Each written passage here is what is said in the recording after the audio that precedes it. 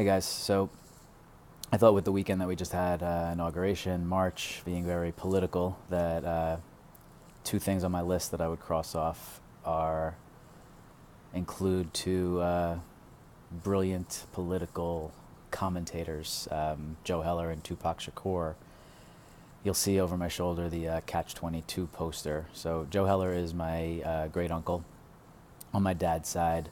He was my grandfather's brother, and obviously Catch 22, one of the greatest novels in American history. I'd never seen the movie, so paying homage to Uncle Joe, and because I've never seen it, I thought it was a great thing to put on my list of 40 things. And knowing that I felt like I had to read the book early in life because it was so famous and because I was related, I struggled with it because it's a tough read for a 14-year-old, 15-year-old kid, however old I was when I first gave it a shot. Obviously, I tried it again later in life and it became a little easier. But I'd never seen the movie, so the other night I threw that in, made in 1970. Great cast, really well done, and they definitely don't make movies like that anymore. Just this non-linear, really smart, obviously, comedic satire. Alan Arkin, a young John Voight as Milo, and it was good. It was cool. I enjoyed watching it, but I'm not here to review Catch 22. You guys have mostly read it, I'm sure. Some of you have seen the movie. You can go check that out yourself. A quick, cool Joe Heller nugget for you, little fact. So, my dad opened a restaurant in Beverly Hills called the Manhattan Wonton Company in 1996, and the concept was New York style Chinese food in California because he was a New York guy and couldn't find anything of the quality that us New Yorkers are used to. So one of the cool pieces of press that he got back then was in the 50s.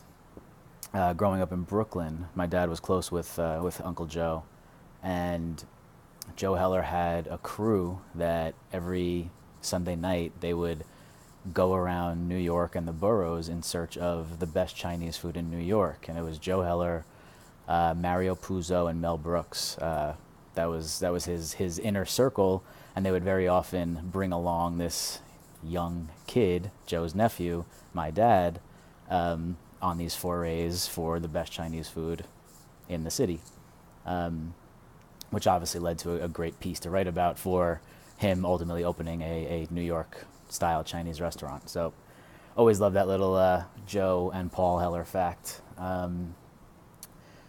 Second thing I did this weekend on my list was listen to a Tupac album. Now, I'm a huge rap guy, not a huge Tupac guy, never was. So why did I choose Tupac? Because he seems like we all miss things, right? In art, music, movies, TV. Everyone has that. Oh my God, you didn't see blank, or you didn't like blank, whatever it may be, and they're all different for everyone. I would say Tupac is probably, in the world of rap or hip hop, the most important that I never got into. Part of it was timing. He was at his apex in the mid 90s when all my guys were doing their thing, and I just didn't have time for him with Nas and Biggie and Wu-Tang and Jay-Z and Smith and Wesson, and I can go on and on, Mobb Deep, whatever. I never got around to Tupac, and then the whole East Coast, West Coast thing, I always had my territory. I'm much more of an East Coast guy other than Dr. Dre and Snoop pretty much back then. So I thought I'd give Tupac a listen. And the way music has been in the last 15 years or so, my music, I don't like it much at all. So most of what I listen to is still what I listened to back in the 90s. So I'm always kind of searching, what did I miss? Like, what could I go back to now and kind of get and really start to dig that I didn't give enough time and energy to when it was popular. So like for the last year, for example, I've been really big into De La Soul because I knew they were awesome. And they're incredible, and I like really have been listening to their stuff for the last year because I didn't get to experience them back in the 90s. They are Tribe, if Tribe didn't exist, but we're not here to talk about De La. So I thought I would throw on a Tupac album and see maybe it would lead to me getting into him. So I chose Me Against the World, um, 1995, one of his classics. Obviously, All Eyes on Me was the other choice, but that's a double disc, and we only have so much time with a newborn and a toddler. So again, I don't want to review Tupac. You all have your opinions of him, but for me, that sound is just not for me. I'm glad I listened to it, and it seems that every song is like the type of song that loses me 3 to 5 seconds in. Like right off the bat, I'm like, this harmony, this hook, something about it just is not my style, and that's fine. Everyone has their own opinions and